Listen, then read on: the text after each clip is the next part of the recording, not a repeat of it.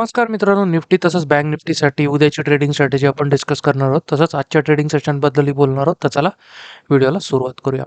आजच्या trading सेशनसाठीचा video आपल्याकडून काही पोस्ट करण्यात आलेला नव्हता, बट स्टील लेवल्स जर तुम्ही बघितल्या, आपण जो शुक्रवारचा व्हिडिओ जो टाकलेला होता त्याच्यासाठी ज्या लेवल्स होत्या आपण बघू शकतो. शुक्रवारचं जे ट्रेडिंग सेशन होतं ते या रेंजच्या मध्येच होतं. पर्टिक्युलरली आपण बघू शकतो डाऊन साईडने थोडीफार रिकव्हरी आली होती निफ्टीमध्ये, पण अपर साईडला रेजिस्टन्स रेंज जी आहे ना ती तशीच इंटॅक्ट होती, ती काही काढलेली नव्हती. आज जर बघितलं तर या लेवलच्या आसपास आपण ओपन झालो, एक्झॅक्टली या रेजिस्टन्सच्या आसपास. इथूनच मार्केटमध्ये एक फॉल यायला सुरुवात झाली. आपण इथं बघू शकतो फॉल येऊन क्लिअरली या सपोर्टच्या आसपास गेलेली आहे आणि याच्या खाली डाऊन साईडला एक वीक क्लोजिंग आपल्याला दिलेली दिसते. बँक निफ्टीमध्येही तशीच काहीशी परिस्थिती बनताना दिसली. आपण इथं बघू शकतो की आदल्या दिवशी म्हणजे आदल्या ट्रेडिंग सेशनच्या आसपास आपल्याला इथं रिकव्हरी बघायला मिळालेली चांगली. बँक निफ्टीमध्ये तर चांगली रिकव्हरी होती, याच्यापेक्षाही निफ्टीपेक्षाही. स्टील आपण जर बघितलं तर इथं रेजिस्टन्सच्या आसपास परत एकदा आपल्याला मार्केटने इथून डिप घेताना दिसलंय. डाऊन साईडला सपोर्ट तोडून परत या रेंजच्या आसपासच आपल्याला बंद झालेलं दिसतंय. तर असं फ्लक्च्युएशन काय येतंय मार्केटमध्ये, एक दिवस रिकव्हरी एक दिवस फॉल, असं काय येतोय आणि हे किती दिवस कंटिन्यू होईल, कुठल्या लेवल्स ट्रिगर झाल्यानंतर मार्केट क्लिअरली डायरेक्शन घेईल कुठलं. कारण की मागच्या काही ट्रेडिंग सेशनपासून जर बघितलं तुम्ही, एक पर्टिक्युलर रेंजमध्ये मार्केट स्टक झालेलं आहे. एक डायरेक्शनल मूव्ह येत आहेत पण विदिन द रेंज येत आहे. पर्टिक्युलर थोडंसं करेक्शनचं डायरेक्शन किंवा एक रॅलीचं डायरेक्शन असं कुठं पकडताना दिसत नाही. मार्केट एक फिक्स्ड रेंजमध्येच त्याच्या त्या दिवशीच थोडंसं फॉल किंवा मार्केटमध्ये एक राईज आपल्याला येताना दिसतोय. तर आता उद्यासाठी ट्रेडिंग स्ट्रॅटेजी काय असायला पाहिजे आपली, ती आता आपण डिस्कस करूया. पण त्यापूर्वी मित्रांनो, आपण जर चॅनलवर नवीन असाल तर कृपया चॅनलला सबस्क्राईब करायला विसरू नका आणि नोटिफिकेशनसाठी बेल आयकॉन प्रेस करायला विसरू नका. तर चला उद्यासाठी स्ट्रॅटेजी डिस्कस करूया. थोडं डेटाकडे नजर टाकूया. डेटाकडे जर नजर टाकली तर आपल्याला दिसतंय 0.65च्या आसपास PCR आहे. भयंकर ओव्हरसोल्ड आहे. कॉल रायटर्समध्ये तसा कॉन्फिडन्स आहे, म्हणजे फार मोठ्या स्पाइक्स तर नाही आहे. आपण एक्सपायरीच्या जवळ चाललो आहे. कुठल्या पर्टिक्युलर पॉईंटला सॅच्युरेशन येताना दिसत नाही, पण डॉमिनन्स आहे कॉल रायटरचं. रेजिस्टन्स बनलेले आहेत भरपूर. पुट रायटर्समध्ये म्हणावं तसा कॉन्फिडन्स नाही आहे. जवळचा जो पुट रायटर आहे तो 21,500च्या आसपास बसलेला आहे, जिथं सपोर्ट आपल्याला थोडाफार दिसतोय. अदरवाईज जर बघितलं तर मध्ये कुठे सपोर्ट नाही आहे, तो मग डिरेक्टली 21,000च्या लेवलला आपल्याला जाताना दिसतोय. बँक निफ्टीची 14 तारखेला एक्सपायरी असणार आहे. 0.54च्या आसपास PCR आहे. सेम परिस्थिती इकडेही तीच आहे. बऱ्यापैकी रेजिस्टन्स बनलेला आहे, कॉल रायटर्सचा डॉमिनन्स आहे आणि सपोर्ट्स नाही आहे. बायर्समध्ये कॉन्फिडन्स नाही आहे. इथं जर बघितलं तर कुठल्याही पोझिशन्स तशा बनलेल्या नाही आहे एवढ्या ओव्हरसोल्ड डेटामध्ये.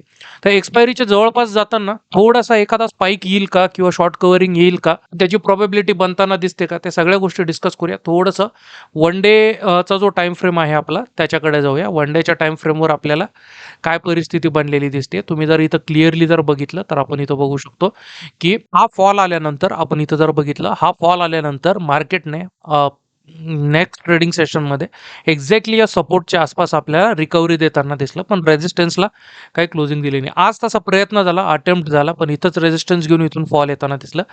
सपोर्ट तुटलेला आहे. ओव्हरऑल जर पॅटर्न जर बघायला जर गेलं तर लॉंग टर्म पॅटर्न जर बघितलं तुम्ही, वीकली टाइम फ्रेमवर जर बघितलं तर ते थोडंसं लॉंग टर्मचं पॅटर्न जे आहे ना, म्हणजे ते ट्रेंड जो म्हणतो आपण लॉंग टर्म ट्रेंड, तो इंटॅक्ट आहे. कारण की हा जो प्रिव्हियस लो आहे याच्या खाली क्लोजिंग दिलेली नाही. याच्या खाली क्लोजिंग दिली तर मी वारंवार सांगतो, याच्या खाली जर क्लोजिंग दिली तर डायरेक्टली मार्केट हा गॅप फिलअप करण्याकडे येण्याची दाट म्हणजे दाट शक्यता आहे. पण जोपर्यंत याच्यावरती आहे तोपर्यंत हे ट्रेंड लॉंग टर्मसाठी इन्क्लाइंड आहे, लॉंग टर्मसाठी इंटॅक्ट आहे असं आपण म्हणू शकतो. पण इंट्राडे वाईज जर बोलायला जर गेलं ना, वन डे टाइम फ्रेममध्ये जर बोलायला जर गेलं ना, तर एक क्लोज रेंज स्टक धरून ठेवलेली आहे मार्केटने. ती जर बघायची जर झाली तर आपण इथं बघू शकतो की डाऊन साईडला 500 पासून 600 550 पासून, तर अपर साईडला जर रेंज कॅल्क्युलेट करायची जर झाली तर एक 22,000ची रेंज, 21,550 ते 22,000 याच ट्रेडिंग सेशनमध्ये कंटिन्युअसली मार्केट आपल्याला ट्रेड करताना दिसत आहे. वन डेच्या टाइम फ्रेमवर मी परत तुम्हाला नेतोय. वन डेच्या टाइम फ्रेमवरही तुम्ही जर बघितलं तर थोडीशी ट्रेंड जो आहे तो थोडासा डाऊन ट्रेंडला आपल्याला आज जाताना दिसतोय. जर इथं जर बघितलं तर तुम्ही आपण बघू शकतो इथं मार्केटने रॅली दिली, थोडासा इथं फॉल आला, रिकव्हरीचा परत एक प्रयत्न झाला, इथून परत तो फेल होऊन डाऊन साईडला आलं आणि परत इकडे डाऊन साईडला येताना दिसत आहे. अपर साईडला जर बघितलं तर नवीन हाय कुठला तिथं सस्टेन झालेलं नाहीये, नवीन हायच्या आसपास कुठे सस्टेन झालेलं नाही, नवीन लोच मार्केटने लावलेला आहे. तर आता उद्यासाठी 5 मिनिटाच्या टाइम फ्रेमवर परत एकदा जाऊया. 5 मिनिटाच्या टाइम फ्रेमवरती जसं मी सांगितलं, या रेंज ज्या आहेत ना, ह्या लेवल ज्या आहेत त्या खूप क्रुशियल आहे आणि इम्पॉर्टंट आहे. तर डाऊन साईडला जो सपोर्ट झोन आपण आपण पहिलेही ट्रॅक करत होतो, तुम्हाला जर आठवत असेल तर 600 पासून तर 650चा झोन. तर थोडंसं आपण याला डाऊन साईडला आता एकदा घेणार आहोत की 570 580 पासून तर अपर साईडला क्लिअरली 650 ची रेंज. तर ह्या रेंज च्या आसपास मार्केट आपल्याला नेक्स्ट सपोर्ट घेताना दिसू शकतं. इथं एक चान्स आहे मार्केटला सपोर्ट घ्यायला. अदरवाईज याच्या खाली जर मार्केट आलं तर प्रोबॅबिलिटी तसंही वीकनेस तर मार्केटमध्ये कंटिन्यू आहेच, तर फॉलोच इनिशिएट होताना दिसू शकतो. तर 580 ते 650च्या आसपास आपल्याला इथं सपोर्ट घेण्याचा एक चान्स मार्केटला दिसतोय. अपर साईडला जर बोलायला जर गेलं तर क्लिअरली हीच रेंज 800 पासून तर 840 पासून तर 820 हा झोन जो आहे याच्या आसपास रेजिस्टन्स घेताना दिसू शकतं. जर उद्याच्या दिवशी मार्केटने या रेंजच्या खाली जर आपल्याला ट्रेड करायला जर सुरुवात केली ना, तर आपल्याला डिरेक्टली मग टार्गेट दिसू शकतं 21,400ची लेवल, या लेवलच्या आसपास 400 ते 370ची लेवल. इथपर्यंतच्या लेवलसाठी आपण मार्केटला डाऊन साईडला शॉर्ट करू शकतो. सेकंड टार्गेट मला बनताना दिसतंय ते डिरेक्टली मग 21,300 पासून तर 275ची रेंज. तर या रेंजपर्यंत आपण मार्केटला ट्रॅक करू शकतो. इथपर्यंत आपण मार्केटला शॉर्ट करू शकतो. थोडीशी सेलिंग इनिशिएट होताना दिसू शकते या लेवलपर्यंत. याच्यावरती अपर साईडला काय केस बनताना दिसू शकतात. तर अपर साईडला मी तुम्हाला थोडंसं इथं सांगतोय की जर उद्याच्या दिवशी जर मार्केटने जर गॅप अप ओपनिंग दिली, बऱ्यापैकी गॅप अप ओपनिंग जरा दिली, आपण इथं कुठेतरी क्लोज झालेलो आहे, त्याची प्रोबॅबिलिटी थोडी कमी आहे, but still over the night काही सांगता येत नाही. पण अपर साईडला ऑलमोस्ट एक 100 पॉईंटच्या आसपास किंवा एक 80-90 पॉईंटच्या आसपास जरा गॅप अप दिला आणि अपर साईडला थोडंसं जरा सस्टेन करायला सुरुवात केली ना मार्केटने या 650च्या आसपास, तर क्लिअरली मार्केट परत एकदा उद्याच्या दिवशी या रेंजमध्येच आपल्याला क्लोजिंग देताना दिसू शकतं. ती अपर साईडला किती जाईल हे रेजिस्टन्स तुटल तोपर्यंत सांगता येत नाही, बट या रेंजच्या आसपासच मग मार्केट 1-2 ट्रेडिंग सेशन राहताना आपल्याला दिसू शकतं जर गॅप अप ओपनिंग आपल्याला मिळताना दिसली तर. अपर साईडला जर गॅप अप ओपनिंग देऊन जर ब्रेकआउट जर देत असेल तर क्लिअरली मग हे टार्गेट तर आहेच आपलं 840 पर्यंतचं. त्याच्यानंतर सेकंड टार्गेट मग आपल्याला बनताना दिसू शकतं ते डिरेक्टली 21,960 ते 21,980 ते 22,000ची रेंज. तर या रेंजसाठी आपण अपर साईडला कॉल साईडला ट्राय करू शकतो. अनलेस अँड अंटिल या रेंजच्या वरती मार्केट निघत नाही तोपर्यंत कॉलची पोझिशन बनवायची नाही आहे. या रेंजच्या मध्ये पण थोडीशी रिस्की अटेम्प्ट राहील. डाऊन साईडवरून येताना जरा दिसलं थोडंसं एक लिमिटेड क्वांटिटी सोबत केलं तर चालेल. मी ते याच्यासाठी सांगतोय कारण की तुम्ही इथं बघू शकता की at the end of the day मार्केटने थोडंसं इथं एक डबल बॉटम बनवलेलं आहे. जर गॅप अप जर इथं ओपन होताना जर दिसलं याच्यावरती तर याचं स्ट्रक्चर कम्प्लिटली इंटॅक्ट असेल आणि ट्रेंड कंटिन्युएशनमध्ये जाण्याची प्रोबॅबिलिटी बनताना दिसू शकते. फक्त हे रेजिस्टन्स किती छळत आहे हे उद्याच्या दिवशीच आपल्याला क्लिअर दिसेल. तर एक छोटीसा रिस्की अटेम्प्ट तिथल्या इथं होऊ शकतो. ज्यांना कोणाला घ्यायचं असेल तर थोडंसं कमी क्वांटिटीने घ्या. अदरवाईज मी जसं सांगितलेलं आहे ज्या वेळेला मार्केट थोडंसं डायरेक्शनलेस आहे किंवा चार्ट थोडासा आपल्याला समजत नाही आहे आणि क्लिअर कट ट्रेंड देत नाही आहे त्या दिवशी मार्केटपासून बाहेर बसणं किंवा ऑब्झर्व करणं बेटर असतं.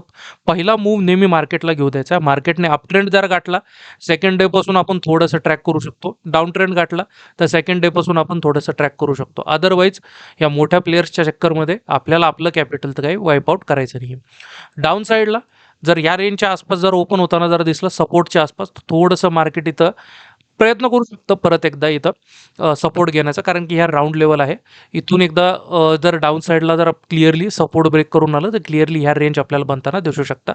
डिरेक्टली गॅप डाऊननेच जर ओपन झालं तर मार्केटला आहे तो कोलीतच मिळेल कारण की ऑलरेडी डाऊनफॉलमध्ये येतं.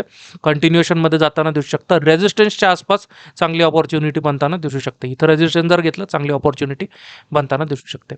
बँक निफ्टीकडे जाऊया. बँक निफ्टीचा वन डेचा टाइम फ्रेम काय सांगतोय. निफ्टीपेक्षा बँक निफ्टीमध्ये जर बघितलं तर बँक निफ्टीने आज माघारी राहिलेला नियम बऱ्यापैकी एक डायरेक्शनल विदिन द रेंज आपल्याला एक फॉल दिलेला दिसतोय. आपण प्रिव्हियसली जर बघितलं तर प्रिव्हियस आपण ज्या रेंज इथं आपण जी डिफाईन केलेली होती ते आपण बघू शकतो की या लेवलच्या आसपास अपर साईडला 45,500च्या आसपास एक्झॅक्टली इथून रेजिस्टन्स घेतले. डाऊन साईडला जो सपोर्ट होता 44,890 त्याच्या आसपास आपल्याला कुठेतरी क्लोजिंग देताना दिसतंय. तर ह्या रेंजच्या मध्येच आपल्याला एक चांगलं डायरेक्शनल मूव्ह दिलेलं दिसतंय. तर आता इथं काय परिस्थिती बनताना दिसतीये आपण इथं बघू शकतो. उद्याच्या दिवशी जर मार्केट या सपोर्ट झोनच्या वरती जर क्लोजिंग देताना जर दिसत असेल ना 44,880 पासून तर 45,000च्या वरती, तर इथं पॅटर्न कसा बनतोय बघा. इकडून एक फॉल इनिशिएट होताना दिसला.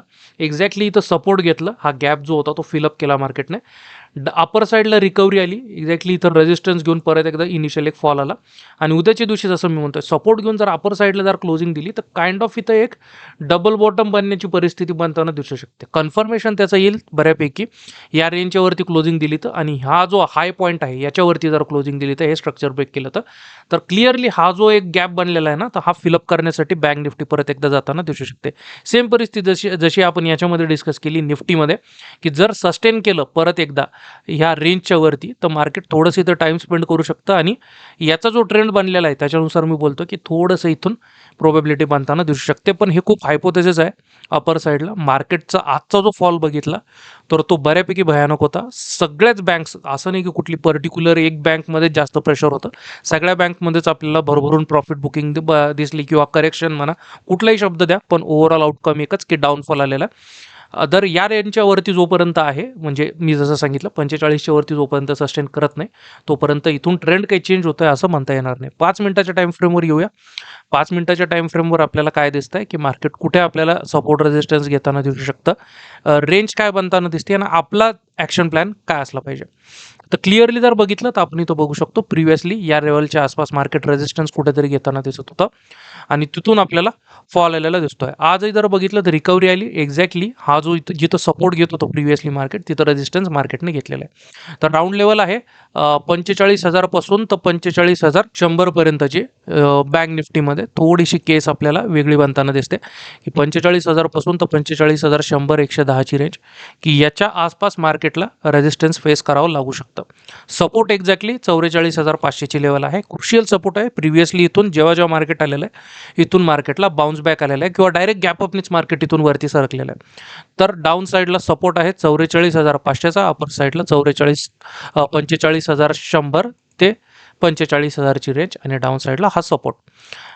गॅप अपची जशी मी सांगितली प्रोबेबिलिटी याच्यावरती जर ओपन होताना जर दिसलं तर क्लिअरली मग आपल्याला टार्गेट दिसू शकतं 45,800 पर्यंतचं. तर या लेवलसाठी आपण मार्केटला लॉंग करू शकतो. डाऊन साईडला जर या रेंजच्या खाली जर ओपन होताना जरा दिसलं या रेंजच्या खाली तर क्लिअरली फॉल इनिशिएट होताना दिसेल, आणि टार्गेट आपलं बनताना दिसू शकतं 44,000ची एक लेवल, सेकंड टार्गेट मग डिरेक्टली 43,500च्या लेवलकडे जाताना दिसत आहे. तर या दोन लेवलसाठी आपण शॉर्ट करू शकतो. गॅपअपची प्रोबॅबिलिटी जशी निफ्टीमध्ये बोललो ती इथेही इंटॅक्ट आहे, की याच्यावरती सस्टेन केलं मार्केटने, इथं जरा सपोर्ट घेताना जर दिसलं आणि एक्सपायरीच्या जवळ चाललेलं आहे तर कॉलचे प्रीमियम बऱ्यापैकी स्वस्त आहे. तर इथं जर मार्केट आलं ना मित्रांनो, सपोर्ट जर घेतलं ना, तर तुम्हाला थोडीशी रिस्की ट्रेड जर घ्यायचीच असेल तर थोडंसं प्रेफरन्स पर्सनली मी सांगेल, आणि पर्सनली माझे प्रेफरन्स असेल की बँक निफ्टीमध्ये करूया, कारण की एक्सपायरीच्या जवळ चाललो आहे, प्रीमियम थोडेसे स्वस्त आहे, लिमिटेड क्वांटिटीमध्ये लिमिटेड स्टॉप लॉस सोबत आपण घेऊ शकतो. इथून इथपर्यंतचा एक trend against the trend, clearly सांगतो अगेन्स्ट द ट्रेंड, अपर साईडने जो 1 डे टाइम फ्रेममध्ये जो ट्रेंड दिसतोय अगेन्स्ट द ट्रेंड असेल, बट स्टील इथं सपोर्ट घेताना जर दिसलं तर एक लिमिटेड क्वांटिटी सोबत एक अटेम्प्ट करू शकतो. स्टॉप लॉस झाला तिथले तिथंच ट्रेडिंग क्लोज करायची. इथून तर या टार्गेटपर्यंत आपण एक्सपेक्ट करू शकतो. अपर साईडला गॅप अपनेच जर मार्केटने रेजिस्टन्स हे ब्रेक जर केलं तर पहिलं टार्गेट आपल्याला बनताना दिसेल मग या लेवलच्या आसपास कुठेतरी 46,200च्या आसपास, की प्रिव्हियसली इथूनच मार्केटने डिप दिलेलं आहे. नंतरचं रेजिस्टन्स आपल्याला क्लिअरली दिसतंय की ते असेल 46,600 ते 650च्या रेंजपर्यंत. तर ह्या रेंजसाठी आपण ट्राय करू शकतो लॉंग करायला. या दोन टार्गेटकडे आपण लक्ष देऊ शकतो. तर अशा प्रकारे सगळ्या प्रोबॅबिलिटीज आणि सिनारिओज आपण डिस्कस केलेले आहेत. आशा करतो की तुमचा उद्याचा ट्रेडिंगचा दिवसही चांगलाच असेल. व्हिडिओ आवडला असेल तर कृपया लाईक, सबस्क्राईब आणि शेअर करायला विसरू नका. भेटूया उद्याच्या व्हिडिओमध्ये. धन्यवाद.